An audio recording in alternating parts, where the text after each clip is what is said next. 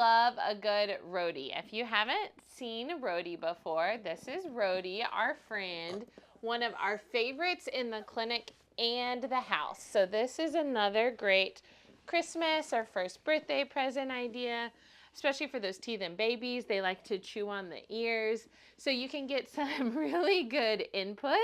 So deep input. I'm giving him what we call proprioceptive input right now. I'm giving him a little squeeze at his hips and helping him bounce to get some energy out. So if you have a kiddo who doesn't want to stand, it's a great way to encourage some weight bearing through the feet. You can kind of put some downward pressure at his knees, and here he is pushing up onto his legs. So I love Rody for weight bearing. I love Rody for core strengthening. You can work on side to side. They can even, here, 40, look what's down here. Can you pick that up? Can you get it? Good job. So if they reach and grab something, and then they have to come back up to sitting, they're using their glutes, their core. Good job, yay!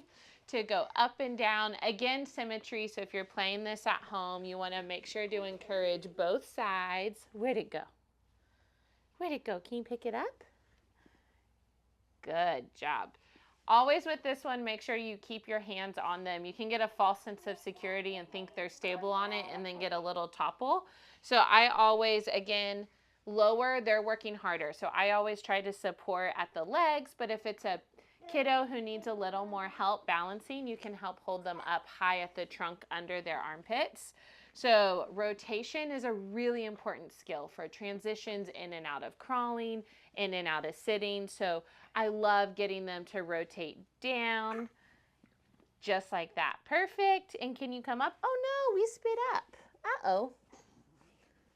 Can you come up? You okay?